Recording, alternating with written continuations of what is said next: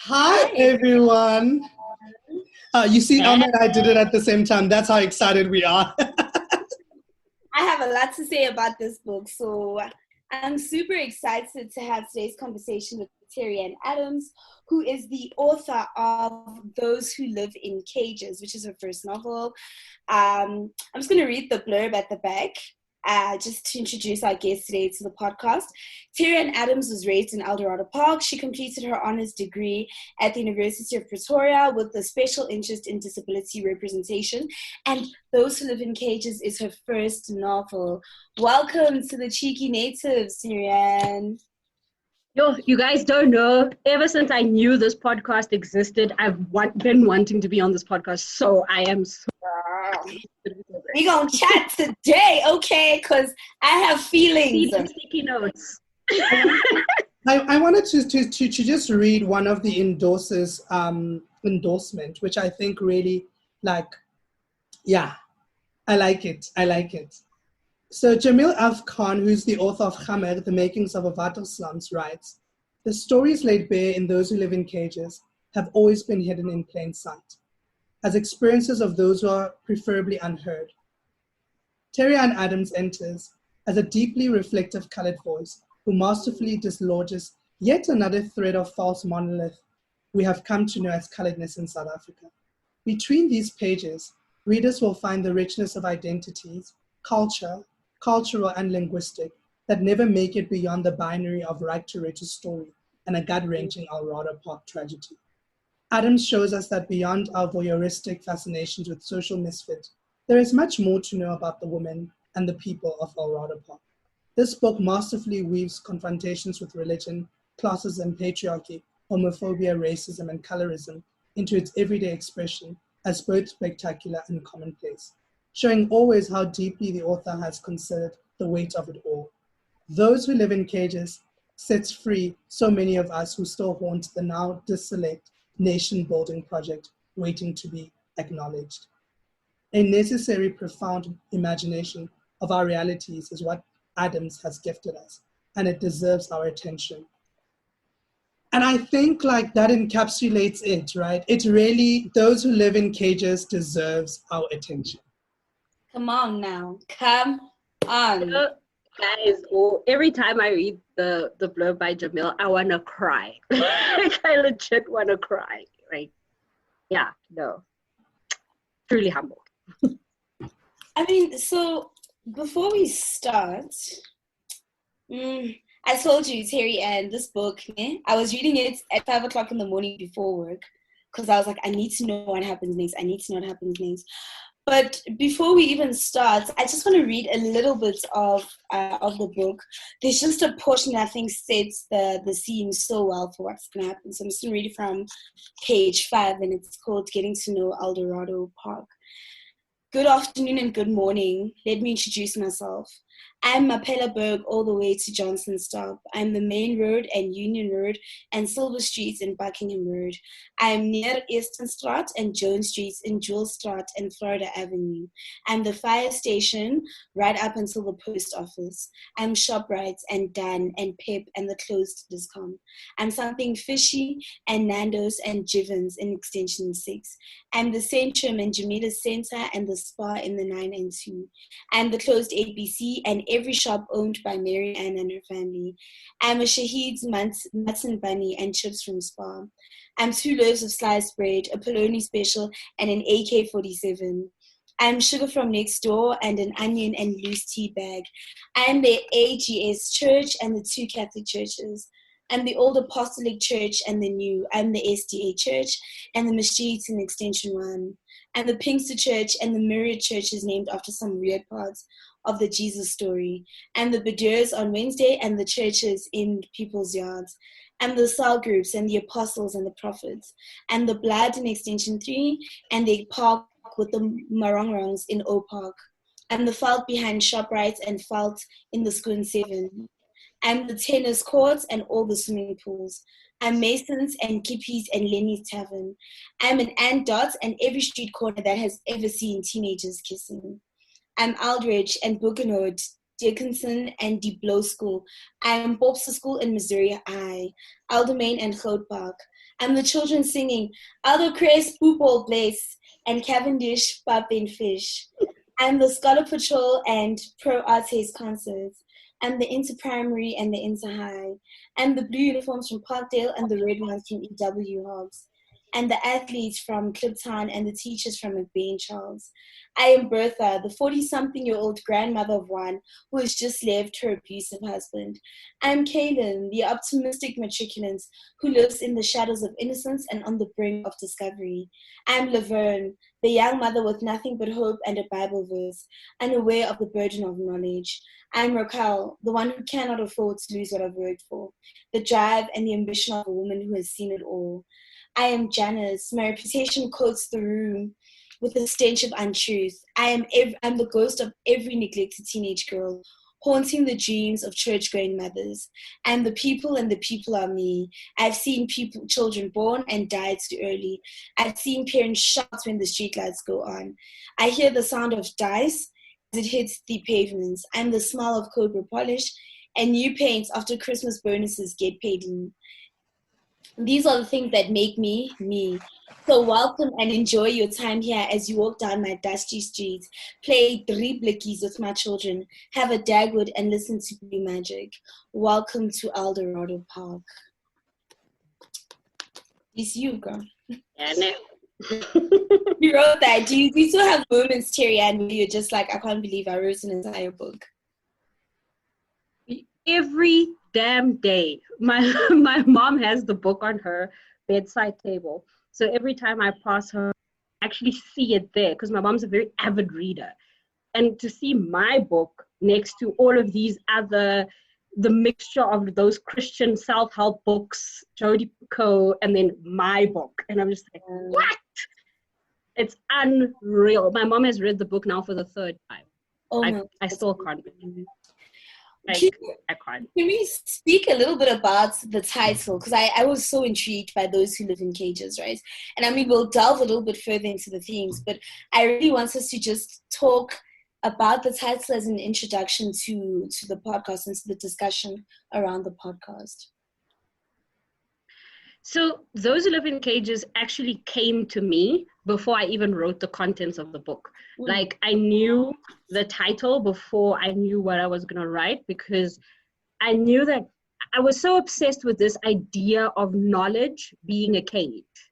I just finished my honors. It's 2016 and I'm now burdened with this knowledge of knowing what ableism is, knowing what feminism is, racism. And before I went to university, I was so unwoke, you would have actually hated me. I was that person that was like, oh, everybody has the same 24 hours.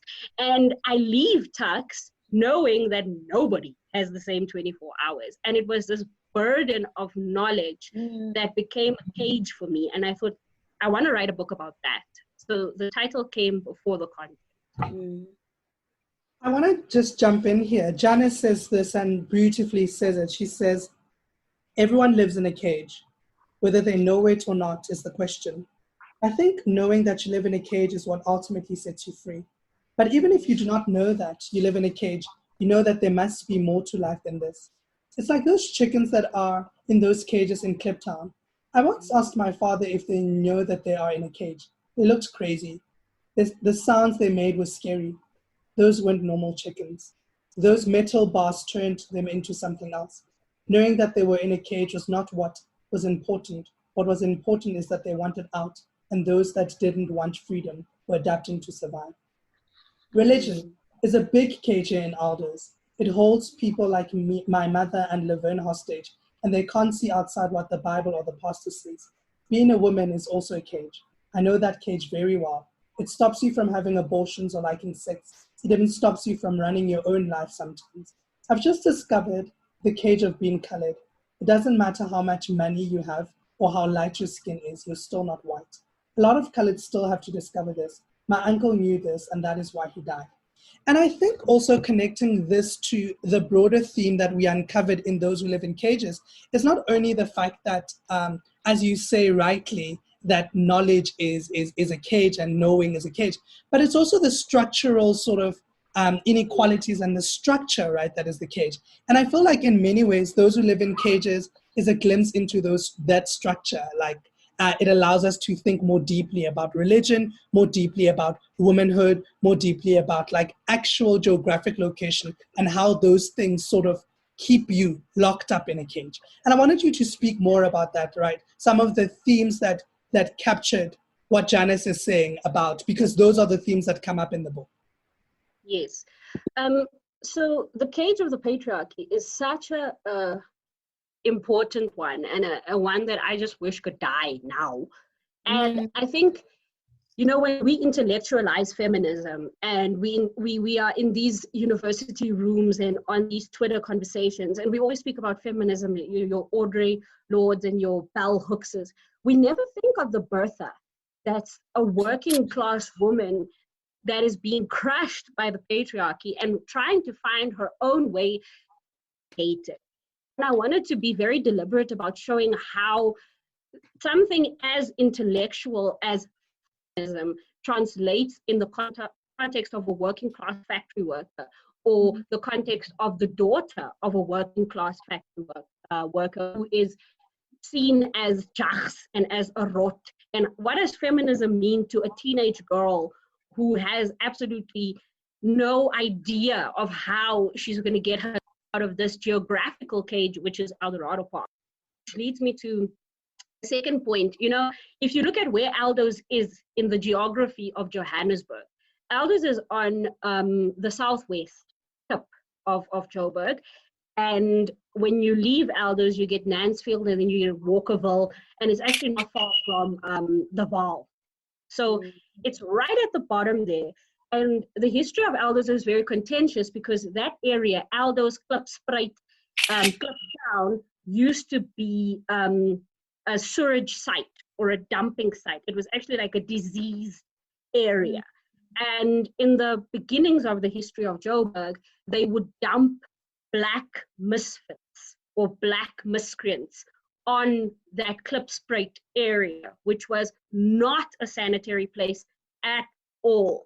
And then that area from your Klipspruit up until Freedom Park now becomes a residential area, and it's a sewage dump. You know, if you enter Eldos, the first thing you smell, there's this overwhelming stench of shit because Kakadam is right there. It's right there. So it's not as the area itself, it's geographically a cage because it's far from everything. You're about 20 to 30 minutes away from the city center, depending if you're taking a taxi. And if you're taking a taxi on a Monday morning, you're an hour away from the city center. Your closest mall is Southgate.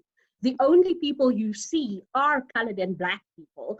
And it's not that Joburg that everybody else knows. You know, the Joburg we read about, the dangerous hillbrow. No, that's not Eldos. Eldos is right outside. And it could not even be Joburg because it's so far removed from everything. And that's what made the place for me so important in the book and setting the scene for the place, because the place itself is a cage and people just want to leave. Everybody just wants to leave Eldos. And then you've got your cage of racial identity and identity as a colored person in the new South Africa. What does that mean? And I'm not talking about this nonsense rhetoric of, oh, not white enough for this and not black enough for this. No, what does it actually mean to be a colored person in Johannesburg, where you're not so connected to your ancestry as colored people in Cape Town are? You're not so connected to your slave roots. You're not so connected to your indigenous roots. But you're just here. And even that movement of wanting to, colored people who want to do away with the term colored, that doesn't translate so well into Joburg, because what are we going to call ourselves? I don't know the exact tribe that my grandparents come from that I can now reclaim. All I know is colored. And it would be disingenuous for me to call myself black, even though I am black as a colored person, but to just strip away the term colored and call myself black, because there is still a level of privilege that I hold as a colored person. So yeah, it's very tricky. And when all of those cages intersect, you get those who live in cages. I think what you said about the positioning, the locality is so interesting, right? Because in the conversation that Tlokonolo and I we're having, I don't want to say renewed conversations, we're having conversations around land, around what dignity is attached to land and what dignity is attached to the kind of structure that you get to call home, and what a lack of dignity in the structure that you call home means for you and for your psyche, right? And I think that that's something that you demonstrated so well when you started to describe the different homes that people in Eldorado Park live. Like, even in this community where we feel that we are the same, we are not the same. There is a stratification, right? So there are people who, for example, live in the flats, right? And what does that mean? What does it mean for you to grow up in a space that continuously deprives you of your dignity? What does that mean for your psyche to have to wake up every day and know that your home is considered a dumping site or a sewage site? And I think that there is a link there between the rights to dignity, right, that is espoused in your living conditions and the effects that it has on your psyche, that I think you demonstrate so well in the book as well, you know. And I want to know if that in itself was intentional, making that link, right? Because yes, we understand the positioning. So yes, we understand that there is a sewerage, that it doesn't smell great, etc., etc., etc. But what does that mean for the psyche of the people who live there, and how is that demonstrated in the communal problems that they have? How is that demonstrated in really the ways in which you constrict people's ability to dream, right? Because how can you even imagine yourself out of this place that every day is an indignity? Yeah, it was very deliberate for me, hey, Alma, because I grew up in the 4 rooms in Eldos, in the O Park, which is not one of the sexy extensions like Extension 9 or the Schoen 7. No, I grew up in the O Park, in the 4 rooms, and the O Park is sometimes considered dangerous because you've got your streets that are named after the precious jewels, so your amethyst, uvial, aquamarine, and those streets are rough, like it's rough there. But the houses in the O Park were the 4 rooms and the 2 rooms, and you get them everywhere else in Eldos as well. But I always grew up with this knowledge that this is what was built for my grandparents during the apartheid era in the 60s. This is what they were told they were good enough for. They were only told that they were good enough for a 4-roomed house with an outside toilet. And by the time I come around in the 90s, it's still there. And it's still spread all across Eldos. And there was always this tension between us who grew up in the 4 rooms and the 2 rooms and people who lived in the bigger houses, the houses that were built big. And I went to school in the Schoen 7 with the nice houses. And I was in class with these English colored kids who grew up in the nicer houses and had the bathrooms in their houses. And just where you lived, the structure of your home played such an important role in how people treated you. But also it played an important role in how you treated yourself. We were inherently ashamed of the fact that we lived in a 4-room. Be damned what my grandfather did for us to get that 4-room in the first place. It's a very well-known story in my family that my grandfather walked from Westbury to Eldos just so that we could get that house. That whole thing, when you are a teenager, when you are a child, that whole beautiful story of this man walking from Westbury, which is here in West Eden side, all the way to Eldos just to secure a home for his family, you don't think about that. You just think about the fact that you don't have a bathroom and you have to wash in a skottel, and you have to go outside at night and go into the outside. You think of that. And it really affected the way we dreamed. Some of us were geared to become overachievers, to be like, I'm getting out of Eldos, I'm going to do everything to get out of Eldos. And some of us, it was just like, well, this is it. This is all that we can amount to. And I saw the effect that living in those 4 rooms and those 2 rooms had on us at school. And I wanted to bring it out in the book. And you actually see that in those 11 cages, nobody lives in the 4 rooms. Kaylynn just speaks about those areas and how she's not allowed to go there and how her dad calls people who live there scollies. But Kaylynn and Janice and them, I don't specify the extension that they live in because people in Eldos would be able to literally point out, but they live in a nicer area. Kaylynn lives on a nice corner house that's actually really big, and Janice and them live in an aangebouwde huis because their father had a nice little boiler making job. So those two families, the kids don't know that 4-room, 2-room life. But they know not to go there. They know that it's the dangerous areas. I also, just speaking of those constructs, I think that there's an interesting conversation that lies in the Black and Brown community's relationship with sex, right? So, and that's something that you explore. So you start the book very intentionally with Kaylynn discussing how she believes that virginity is a social construct.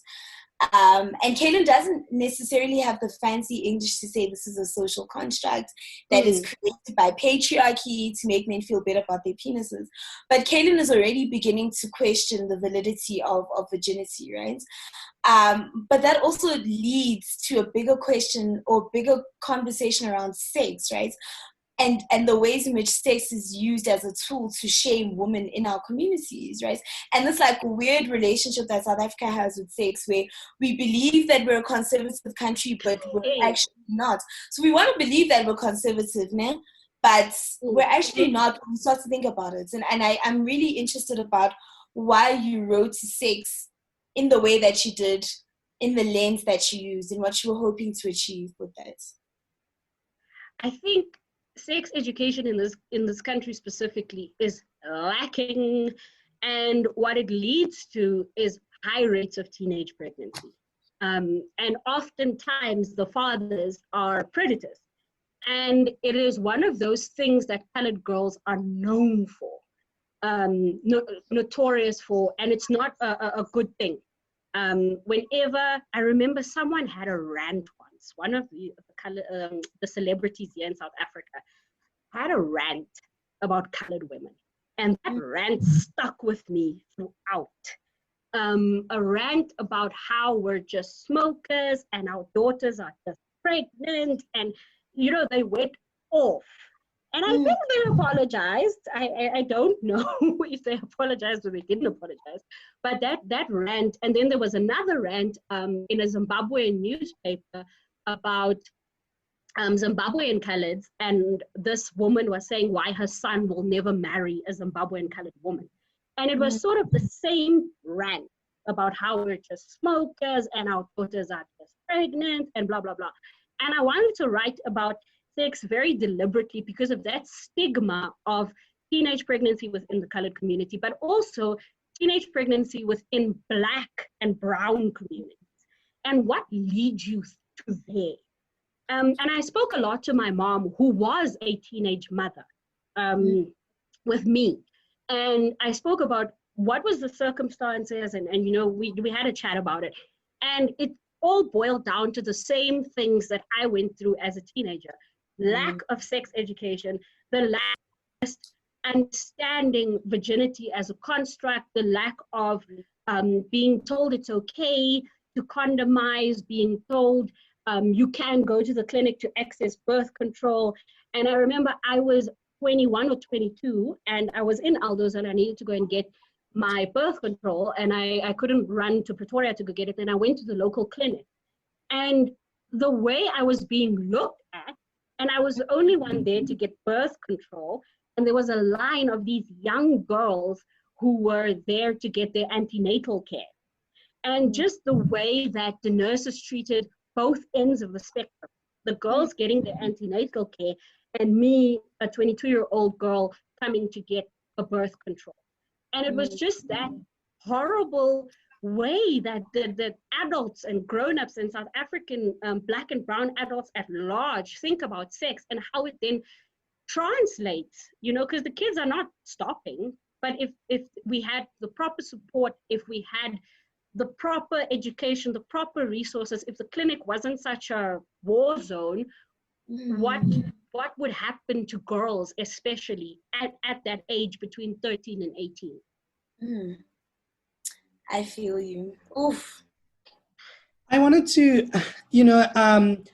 just butt in here and think about pathologizing, right? So I don't like the framing of teen pregnancy, and I know this is the prevalent discussions of how people know it. But to think about calling it young moms, right? Because it feels like when we say teen pregnancy, we also are continuing in pathologizing these people who, as you say, in those who live in cages, is a structural problem, right? There is a lack of education, and because of this lack of education, you find people in these things. And I know this has been like prevalent discussions around, how we position young mothers and how we want to do preventative. So we pathologize, but in us, reflecting on it, we should really be cautious about if we are participating in further pathologizing. But I also wanted to speak about this, Terry. I felt when and you know how I felt about your book, because every moment I was messaging you to be like, oh my gosh, okay. But I wanted to speak about this idea of writing about a people, writing to a people, and writing for a people, right? Because I feel like that is what Those Who Live in Cages does, is that you are writing about colored people and people particularly in Eldos, right? And you're writing to them because you're deliberate in what you're writing, and then you're writing for them, right? As an authorship. So I want to speak about that idea, right? About like the deliberate nature of how you wrote the book, because the about, for, and to seem to inform a lot of what went into the book, how it went into the book. And I just wanted you to speak about that. Just the idea of not being voyeuristic and instead inviting people in to sit in, welcome to Eldorado Park, as you say in the prologue that Alma read. Yeah, no, hey, the Holy Trinity, the about, for, and to. With Those Who Live in Cages, that became so organic for me, because when I was writing, it's funny, I was actually speaking about this to the husband yesterday, and I was telling him that sometimes I feel like I'm possessed by a character. So when I sit, and that's why I like first-person narration so much. So I'll be sitting, and then a character will just start speaking in my head, and I'll sit and I'll start writing. And that's literally how Those Who Live in Cages came to me. And I wanted to be as authentic and as true to these characters that I was representing, and these characters as people, that the about, to, and for came through that.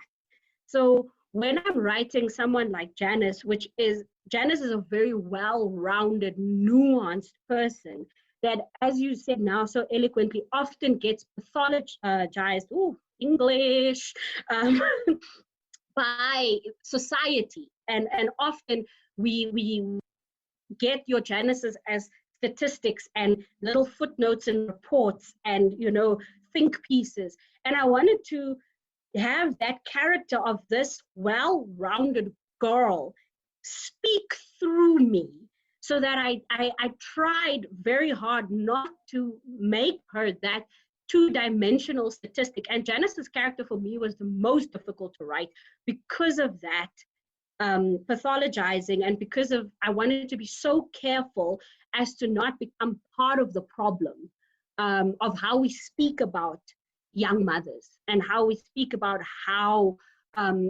teenage sex and sexual liberation for a teenager, and all of that.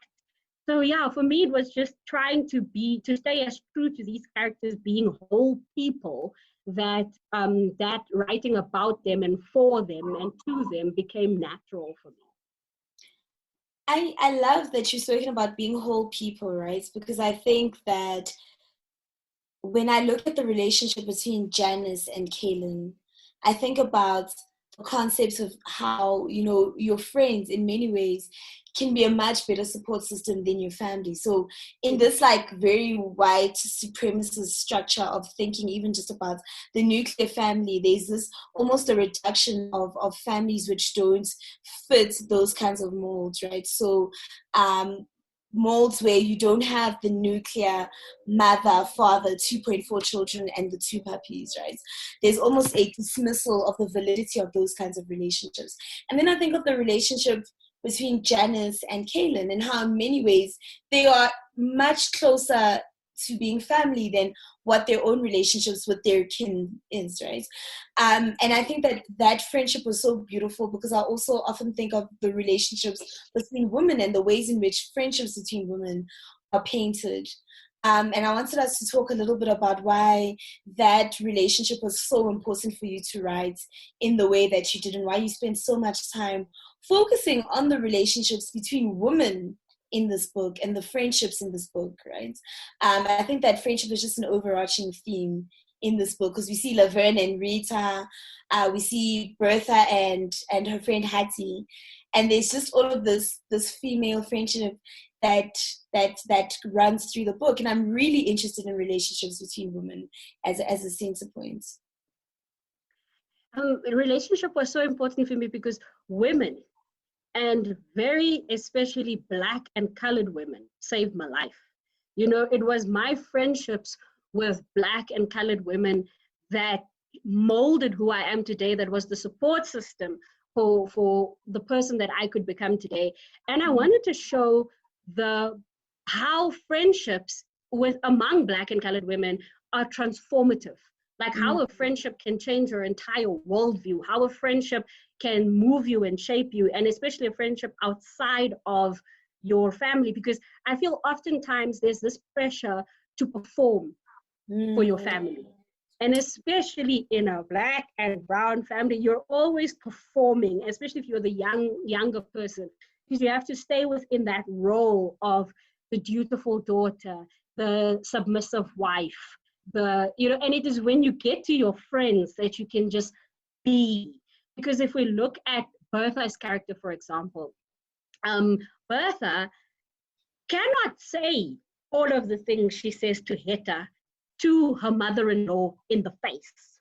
She cannot say, in that she was very quiet throughout that family meeting. She did not say anything in that family meeting. It is after the family meeting that she finds her voice in Hetta, where she can now speak about how she felt, how her mother-in-law how Oma Hex just like put her down, how Oma Hex doesn't even see her. And she can't say these things in front of Oma Hex because she's a Christian wife. She is a daughter-in-law. She has a role to play. She can't get up in the family meeting and be like, fuck you, fuck die, fuck your amal. She has to stay who she is. And it is only in Hetta where she finds that freedom. And I wanted to show how friendships is where we as women find our freedom. Yeah. I need to tweet that. Terry. Let me just write it down. Terry, I want to connect what Alma has just asked to you, because I feel what you did in Dozy Live in Cages is twofold, particularly pertaining to the women that tell the story, right? And the women who we meet in Eldorado Park. You, rewrite these women into her story, right? So often the narrative about places like Eldos, or often histories, places, thinking, radical imagination is in the domain of men, right? And particularly cisgender, heterosexual men, right? But you push away from this because you're like, no, I'm going to tell this story, and these are the women who are going to tell the story. That's on the one hand. And then the second thing that you do, so it's like this idea of misbehaving. You're sort of doing feminist leaning by misbehaving and saying, you know what, the men don't matter because the woman is where the issue's at, right? But then also, as you say, in many instances, although the friendship element gives a Bertha, maybe a Raquel and a Janice a voice and an agency to, tell their story to their friends, you also give these women a voice, right? And you give these women a voice because often abuse, religion, structure, and all those things has taken a voice away from them. But you're like, hold up, we are not going to hear the man side of the story. We're not going to hear the church side of the story. We're not going to hear the parent side of the story. We are going to hear the words in the people's own words, right? I think particularly about Bertha, because Bertha man, yes, see, Bertha, my girl, my favorite girl. Because Bertha, in many instances, and Alma and I spoke about this, right? Bertha allows us to do two things. On the one hand, we see a woman like Bertha who, in your imagination, could be an imagination and a rethinking. Bertha is in maybe her 40s, and Bertha is like, you know what, scrap this, I'm leaving, I don't want to be in this marriage anymore, which a lot of women in Bertha's socioeconomic status as a working class woman are not able to do that because the husband is the head of the household. But also, we imagine Bertha as actually Bertha doing what Bertha can do. Because Black women are often always, as Alma eloquently put it, the perpetual mother, right? Mm-hmm. Bertha must raise her children, Bertha must raise her grandchildren, Bertha must raise her great-grandchildren, Bertha must raise the community. Bertha never has space for herself to just be a Black woman. And in many ways, Bertha is like, Fokiela, I'm living my life now. Keegan, but you goed loop. Like, yep. You know, those type of things. So I wanted to speak about that, like this idea of misbehaving by writing these women, but also the idea of giving these women power. When I wrote Bertha, so Bertha is this mix of a lot of aunties. It's my auntie, her friends, my gran, the aunties on the bus, just there's something people don't understand there. Colored aunties, especially colored Afrikaans aunties, are hilarious. They have these seegoede, man. They've got the seegoede that they say. And, you know, when I was writing Bertha, I wanted to do all of these women justice. Because a lot of these women don't have a happy ending. And yes, Bertha's ending is not happy, it's complicated. And a lot of these women, I remember I had heard a story when I was a child, something that really, really stuck with me. There was this auntie, I won't name her, shame, and she had a husband, and her husband would beat her all the time. And she worked in a factory, and he'd beat her, and we'd know, okay, he's gonna beat her. And then one day, she didn't have an eye. And I was, I think, 6 or 7. And I obviously, it was not my place because already I'm sitting in the lounge and ek is besig om tande te tel. Like, I'm not supposed to be in the lounge. It's not my business to be hearing about this poor woman. So I can't speak to my gran afterwards. You know, and my grandfather's not in the room. And it's just the women, and they're sitting and they're talking about this poor auntie. And this auntie now doesn't have an eye. And her husband took out her eye, by the way. 3-4 months later, my gran and my aunt are going to this auntie's funeral. And this auntie's story haunted me for the rest of my days. Because I was just like, how was it normal that the women could sit in the lounge and speak about this woman not having an eye? And nobody could go to the police station, and nobody could go see her. Nobody could say, come live by my house. Nobody, and I could not judge as I grew older, obviously, I realized that it is very unfair for me and for society to judge the women sitting in the lounge speaking about this auntie. Because by just speaking about her, they're doing this radical act of memorializing her story, because now I, years later, can speak about her again. And her legacy and her story and who she is now was cemented that day in that lounge when they spoke about her and they spoke about her story. Because sometimes we don't realize that we can judge people in the hood, and we can judge people, in the hood, what am I, American? We can judge people, you know, speaking about this and, they're doing nothing, and especially women, you know. But just memorializing and the retelling these stories is then putting these narratives into the air so that one day structural change could happen, so that these stories could live on, so that this auntie is in my imagination forever. And I wanted to do something like that with those who live in cages, where not only am I writing an alternative narrative, because we all know Bertha's story could have gone horribly wrong. It could have gone worse with not just Freddie pulling away his money, but he could have come back and done horrible things. But I wanted to write Bertha's story into the world for everyone, not just for Bertha, but for every woman. And I know many working class women who have been in domestic violence situations, who have tried to get out, who have gotten out successfully after all the scars there, who have not gotten out successfully, like the auntie that I just spoke about, and all the girls who are young, 18, 19, in these domestic violence situations, who are in the beginning of that journey. And I wanted to, as you said, misbehave by writing it as it is. And not glamifying domestic. I hate people who turn domestic violence into trauma porn, because domestic violence is not cute, it's not entertainment, it affects a lot of people's lives. People die, people get scarred. So I wanted to try as much as I could to not make it glamour porn, not to make it trauma porn, but to show it as it is, and also show how it affects these women. And then on a lighter note, I wanted to misbehave by showing Bertha as the comic relief. So she's the character that's going through the most, but she's also the character that makes you laugh the most. Yeah. Because if we think about how we as Black and brown people use humor to just get through sometimes. I remember when Corona just hit South Africa, and Black Twitter was like, yes, coronavirus memes.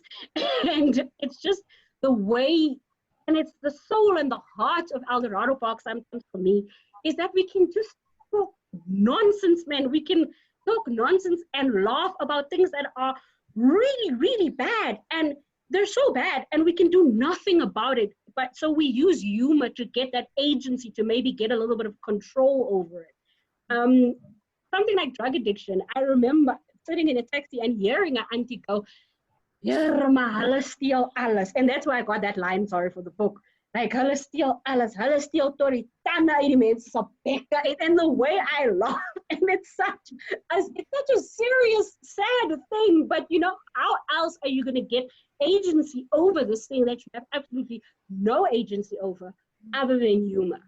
So, yeah. Terry, may I ask you to just introduce us to Bertha? So if you could read the first paragraph of page 12, just so that people have like an introduction to Bertha. Oh, Bertha is my fave. Oh, this paragraph, sorry. Okay. Weet jy, Hetta, die fabrieke betaal mens net kak, man. Ons het die hele jaar ons gatte afgewerk om vir hulle geld te maak, maar hulle kan ons nie eens reg betaal nie. Ek sê jong, dis nou January en Janice doen matriek die jaar en ek het fokol oor van die bonusgeld. Moet ons vra van die holiday pay nie. Die blerie boere het ons nie eens holiday pay betaal nie. Julle is fucking lucky, julle het bonus, leave pay en holiday pay gekry. So yeah, that's Bertha. Yeah. Bertha is my favorite. Eternal fave, right? And it's interesting that everybody exercises agency in one way or another in this book, right? Be it Raquel leaving her home, yes, she goes back, but that's another discussion.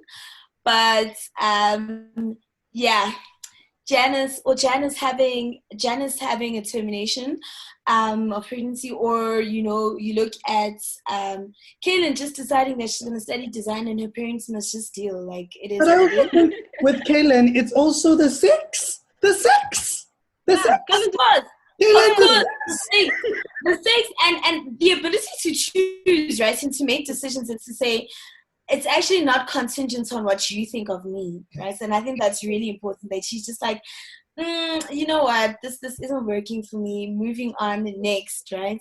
But I also wanted to talk a little bit about the men in this book, because the Tlokonolo and I had a conversation earlier, and I said to him that I don't believe that there are any good men in this book.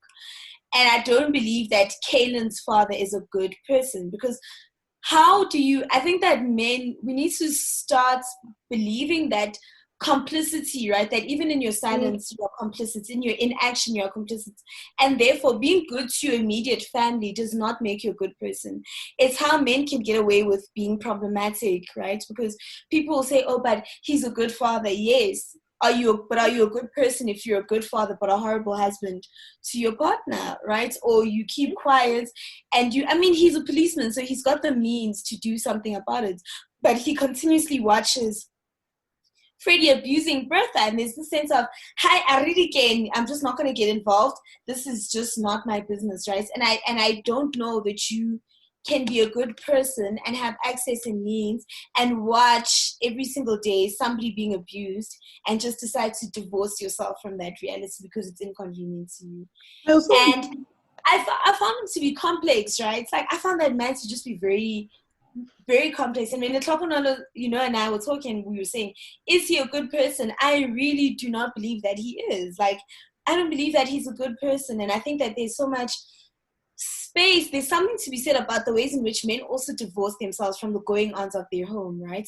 So you can really believe that you just come here to set the rules, but there is no obligation on you to do certain things. So you don't have to educate your children about sex. You don't have to know how your children are doing at school. You don't need to be involved in their day-to-day living because you are the father, you set the rules, and therefore you can divorce yourself from it afterwards.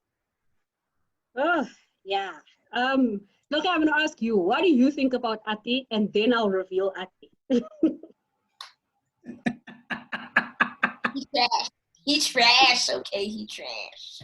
So I think, and this is what I was saying to Elma, right? I think for me, there's a complexity, right? And I definitely agree that the complicity is trashy.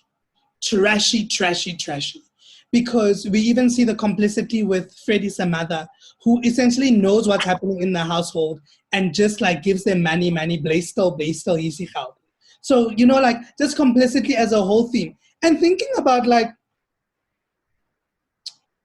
that man also had trouble in his own home there, and the troubles in his own home there was just like, babes, deal with your shit first before you deal with other men's, But I do believe that, like, as Alma says, he should have done something. He could have done something.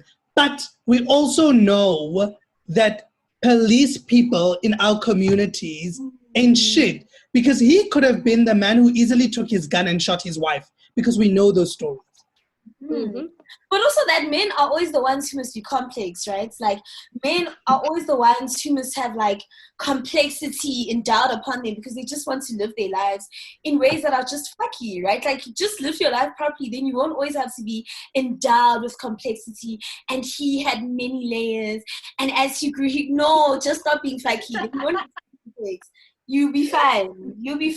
Complexity is always endowed to men. You hardly hear of women being described as complex. Do you know why? Because men are Jezebel or a femme fatale or I don't know, Well, with Ati was, for me, Ati was also a very difficult character because I know a lot of middle-class colored dads that get seen as really good dads. And you know them, they wear golf shirts, they play with their boys, they take their boys fishing. And, because you've got the other end in the colored community, the bar is in the ground. So the other end is dads like my dad, who never even showed up, who never, who was never there. Yeah, so you've got that. You've got the Siepkoop dad, you've got Freddie, who's just the abusive drinker dad. Then you've got Ati, who seems like a unicorn among these different, dad figures, especially father figures. Ati takes Dean fishing. He pays for Model C education. He doesn't talk to Phyllis. Why does he need to talk to Phyllis? Is Phyllis fed? Phyllis is fed. So Ati seems like a unicorn. And also he's got this tragic backstory, which shame, it was very tragic. But he is not moving past any of that because there's no need for him. He's not being held accountable. He's not holding himself accountable. Phyllis feels like, well, there's food in the fridge. She's not holding him accountable. Nobody is holding Ati accountable to be a better father. And Ati is also a misogynist at heart, because he doesn't care about Kaylynn. He doesn't care. He's worried about Dean. Dean can go wherever. Kaylynn can't go wherever. Dean can go to the 4-room section. Kaylynn is not allowed there. So he is actually not as complicated as people would want to make a man like that out to be. He is someone who the community is not holding accountable, so he's just resting on his laurels, and he's not even holding himself accountable because he feels like the bare minimum that he's doing, he's being praised for. People would go to a guy like Ati and be like, hey, look, he goes to church, he's a good father, So sometimes us as community as well needs to be like, but is that enough though? Is that enough though, Arthur? Like, drag them, collect their images, the bare minimum in 2020. I wanted to speak a little bit about the place of religion. Janice rightly says religion is a case in Eldos, right? But I think religion is a case in a number of people's lives. You think about everyone who is outraged at Janice terminating her pregnancy. They are outraged. And let's say, Raquel says, how dare you, Laverne is like, how dare you do this to me? Yeah, how dare you do this to me? Me. Bertha is like, my kind is a moordenaar. Like there's just a lot, right? Right, the child who's a thief, who steals the teaspoon, not that one.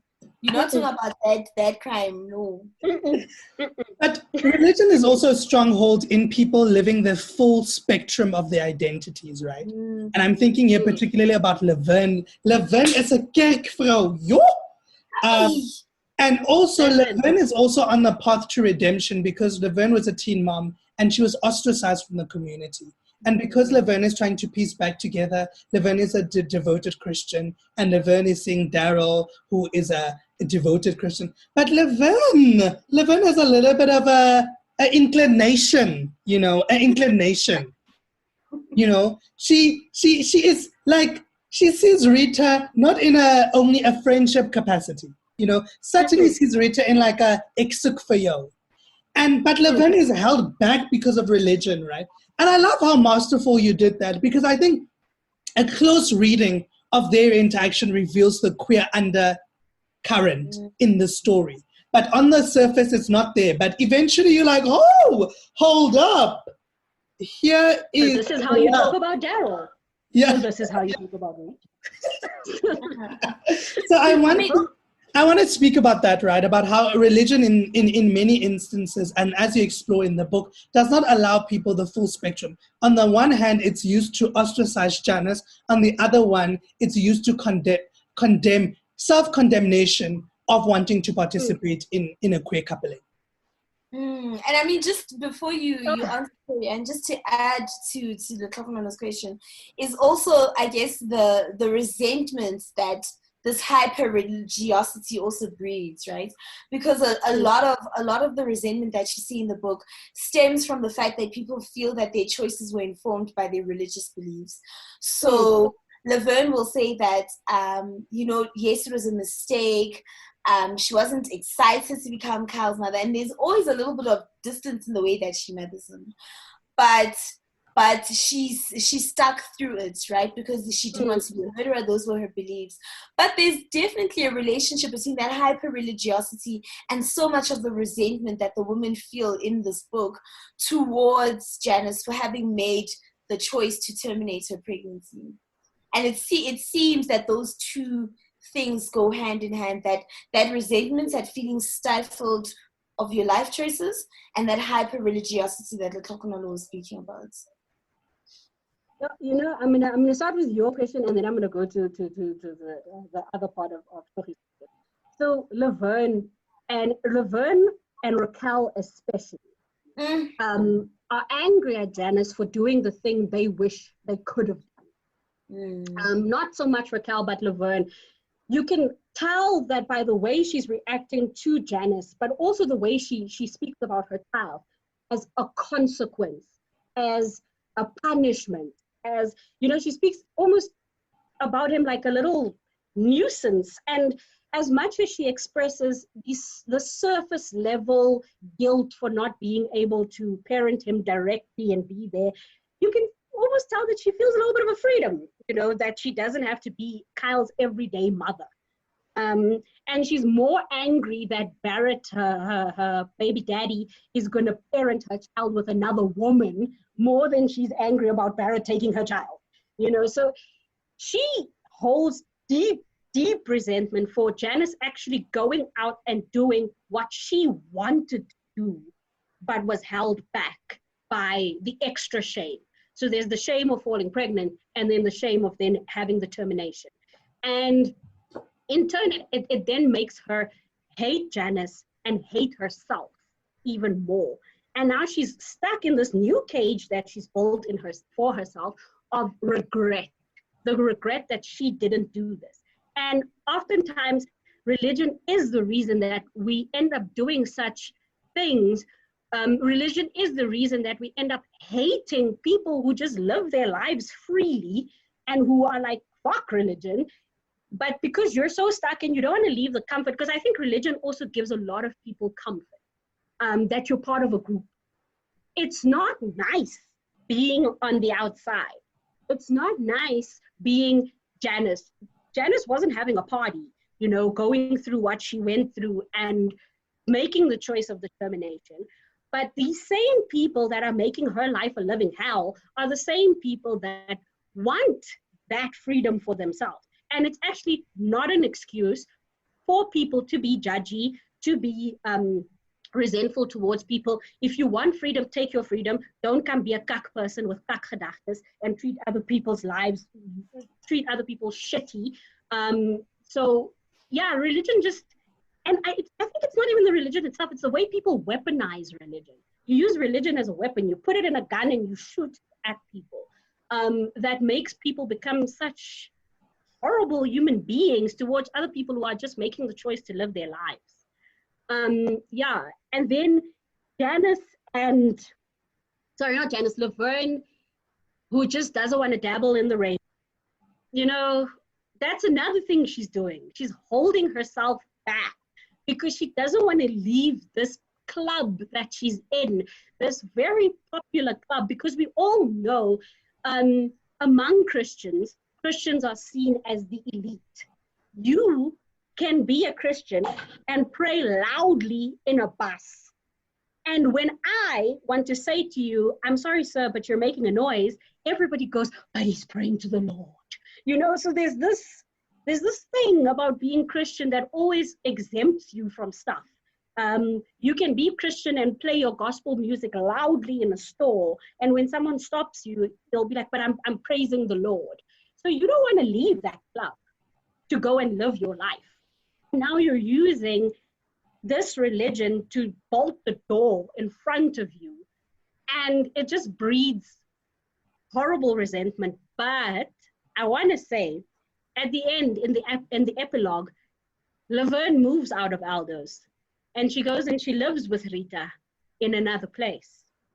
So who knows what happens when she actually becomes Rita's roommate. We all know. Are we going to get that story, Terry? No, you must decide. You know, is Rita going to convince? Because Rita's been very educational.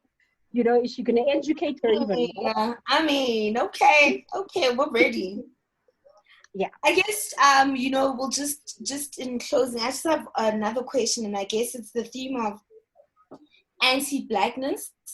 And it's a topic that runs throughout the book, you know. So there's a reference to these beauty standards, which in their nature are just anti-Black, right? So the people with the cruise are, kind of someone on Twitter once said, Black women have cruises. We were so proud of our cruises. What did they say?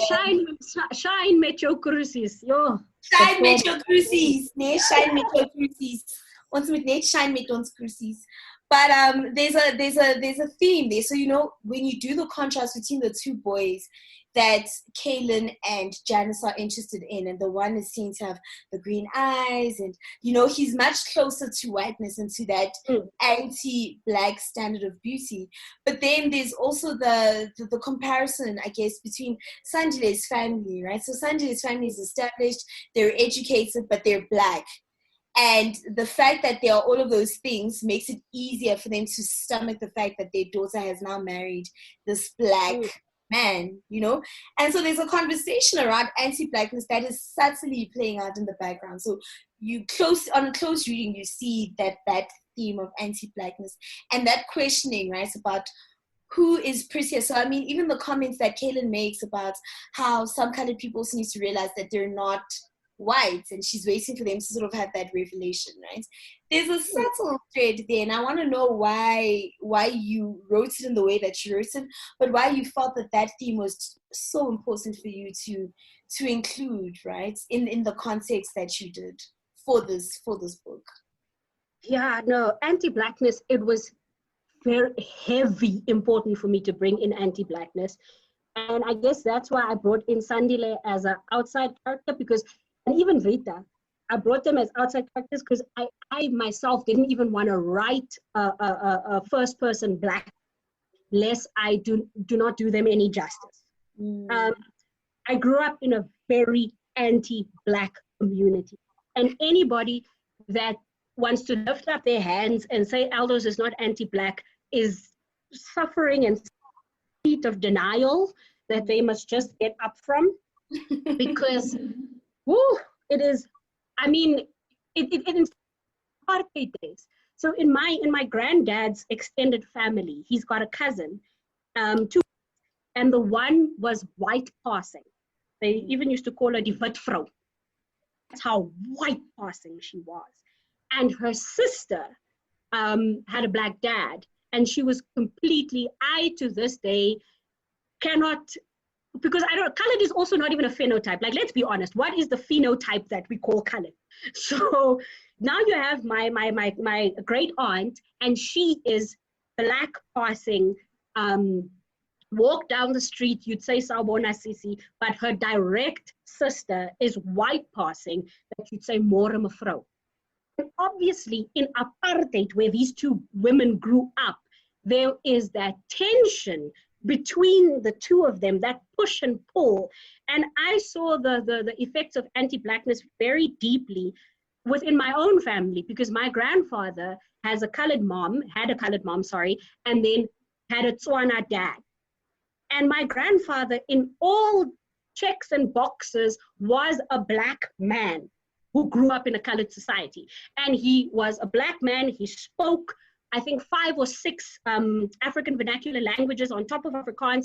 He went and did, he was in Malawi for a couple of years, and he embraced his blackness. He never ran away from being black.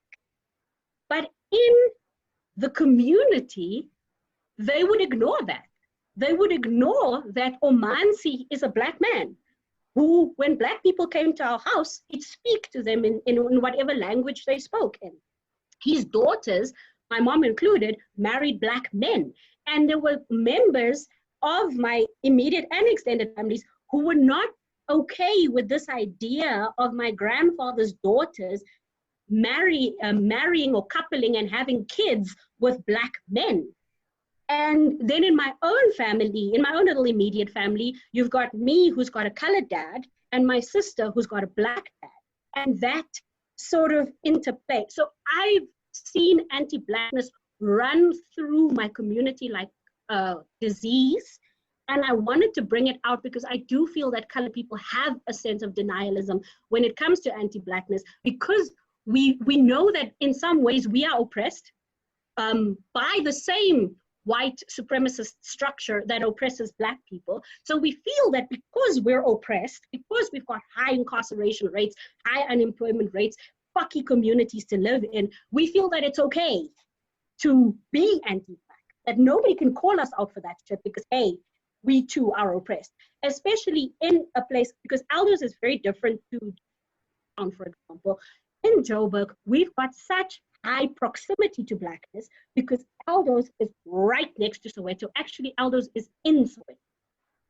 So we've got this movement, our language, we exchange language, we sit in the same, but there was never a time where I was not exposed to Blackness. The music we listened to was quite, I grew up on Kwaito, I grew up on house music, I grew up on Yuma Sikela, because it's in Eldos, we consume Black culture, but then there's still this horrible thread of anti-Blackness. It was always puzzling to me, and I thought, you know what, I'm not going to keep quiet about this shit because I've got a son that is Black. I've got a Black husband, and even, I don't even want to go into when I got a Black husband. He was palatable because of his private school accent in the community.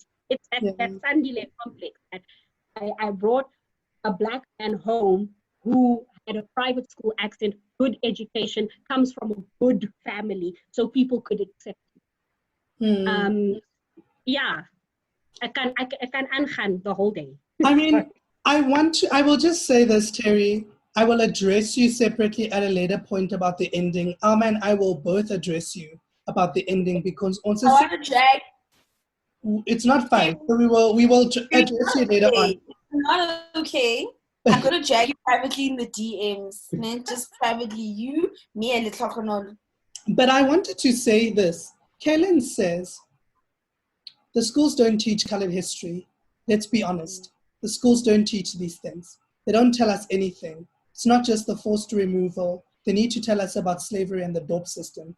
They need to tell us about Ashley Kriel, Chris van Wyk, Sophie de Bruyn. Not everyone has a father who knows these things. And I want to talk a little bit about that in closing, just the honoring and a hat to, because you do this like in the narrative, but you also do it overtly when you want to honor Ashley, want to honor Sophie, and want to honor Chris. Why was it important for you to lift up these voices? It's very important for us as colored people to know, especially colored people in Johannesburg, I'll say this again, to know our history so that we can start seeing the thread of where we're being held hostage by white supremacy and by the white cis hetero patriarchal society. I think this floating in the air and not knowing Ashley Kriel and not knowing Chris van Wyk and not knowing Sophie de Bruyn, whose son is a doctor in Eldos, you know, not knowing these things. And it's not even about pride, because I am the last person to believe in nationalism, but I do believe that if you know that people who look like you were involved in the anti-apartheid struggle, you would know that apartheid affected you too, sir, and that it is still holding you hostage and having these petty fights between colored people and Black people, instead of coming together and realizing as colored people, but we too are in the shits. It's a tool of white supremacy that is always going to keep us back, that is always going to keep our children not going to university, not being employed by good employers, not getting out of that school to prison. Do we have a school to prison pipeline and stuff? But yeah, I feel that, you know, a school to prison pipeline. We do. Yeah, like we're just, I'm watching colored boys deteriorate, going from this to dropping out of school to doing this, and this lack of education, and not education coming from a condescending manner. I hate this thing of coming and speaking down to people, but actually letting people know their history in a very accessible manner, letting people know that they are capable of doing things, they can be lawyers, they can go and work for Google, and that type of knowledge could be the first step in the dismantling of this horrible hold cage that we are in as colored people. Terry, this has been a fantastic conversation. We obviously want to do so much more, but you know, we don't want to give everything away. We want people to also, you know, enter those who live in cages and form their own opinions. So thank you once again for bracing the Cheeky Natives podcast with your wonderful voice, but also for bracing the South African literary imagination with those who live in cages. From the Cheeky Natives, this is a book that deserves our attention. Yes, Yes. Thank you so much, guys. I was on the Cheeky Natives podcast. Okay, thank you. Okay, until next time, Cheeky Natives, comment, like our podcast, and just share widely. Thank you very much, Cheeky Natives. And buy the book. Please don't be that person that asks for the PDFs. Né? We're stopping that in 2020. Thank you. And you can buy it from the Cheeky Natives. The Cheeky Merchant has signed copies, so you can definitely get it there.